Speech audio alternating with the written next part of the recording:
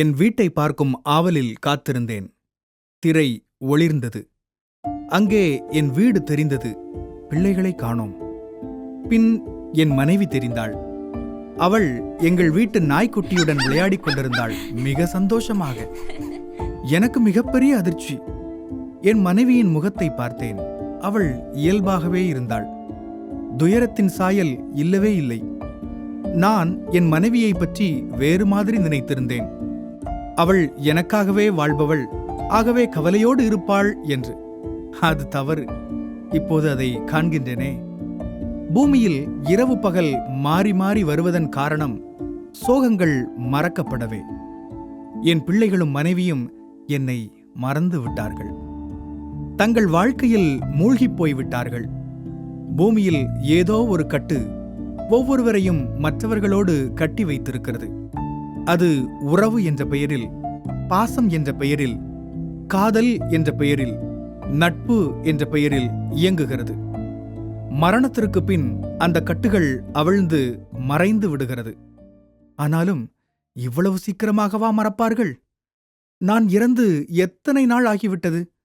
தூதனிடம் கேட்டேன். அவன் சொன்னான், பூமியின் கணக்குப்படி இன்றோடு 28 நாட்கள். அவ்வளவு நாட்கள் ஆகிவிட்டதா?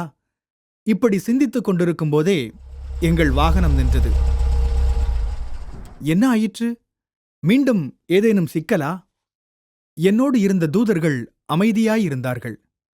அப்போதுதான் கவனித்தேன், நாங்கள் பயணித்துக் கொண்டிருந்த அந்த ட்ராக் சில அடி தூரத்திலிருந்து காணப்படாமல் போய்விட்டது.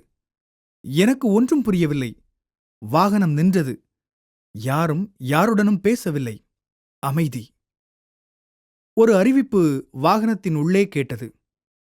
மத்திய ஆகாயத்தில் யுத்தம் நடக்கிறது. யுத்தம் முடிந்த பின் நீங்கள் வரலாம். இப்போது அவசர தேவைக்கான அனைத்தையும் பயன்படுத்தலாம். முக்கியமாக உங்களோடு இருப்பவனை வாகனத்தை விட்டு வெளியே இறக்கிவிட அனுமதி இல்லை. என்ன சண்டை என்றேன். இருளின் மைந்தர்களுக்கும் எங்களுக்கும் என்றான். எப்போதும் இப்படி நடக்குமா? ஆம், அவர்கள் வழிமறிப்பார்கள். தானியேல் தீர்க்கதரிசி ஜெபத்திற்காக பதிலை தூதன் கொண்டு வரும்போது வழிமறித்ததாக வேதத்தில் எழுதியதை நீ படிக்கவில்லையா?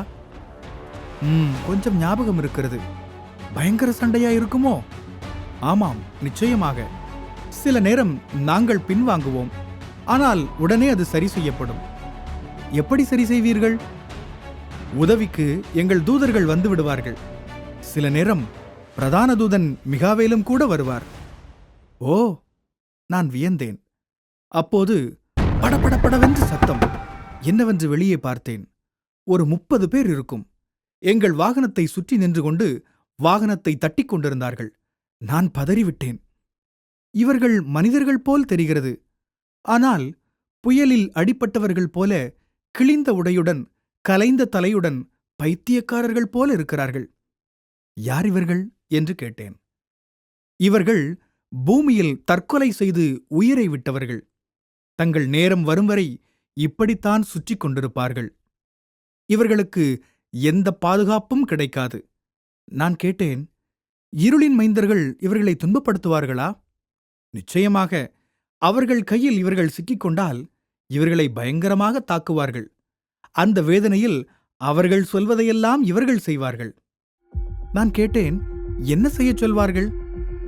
பூமியில் இவர்களை பேயாய் மாறச் சொல்வார்கள். ஆம், இவர்கள் எந்த மனிதருக்குள்ளாவது புகுந்து இவர்கள் தாகத்தை தணித்துக் கொள்வார்கள். இருளின் மைந்தர்களிடமிருந்து இவர்கள் தப்பிக்கவே முடியாதா? முடியாது. இவர்களை தேடி நாங்கள் வருவோம். அதுவும் இவர்கள் வாழ்நாட்கள் காலம் எப்போது முடியுமோ அப்போது. இங்கும் தாகம், பசி உண்டோ? உண்டு. ஆனால் பூமியைப் போலல்ல. எங்கள் உணவை பற்றி உங்கள் வேதத்தில் குறிப்பிடப்பட்டுள்ளது தெரியுமா உனக்கு? நான் யோசித்தேன். தெரியவில்லை என்றேன். ஆனால் எனக்கு பசிக்கவில்லையே என்றும் சொன்னேன். தூதன் சொன்னான், நீ பாதுகாப்பாயிருக்கிறாய். ஆகவே நாங்கள் உன்னை கொண்டு சேர்க்கும் வரை உனக்கு பசி இருக்காது.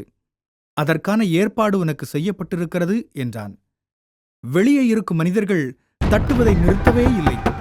எங்கள் வாகனம் திடீரென்று சிலிர்த்தது போல் இருந்தது. அந்த மனிதர்கள் அனைவரும் தூரமாய் போய் விழுந்தார்கள்.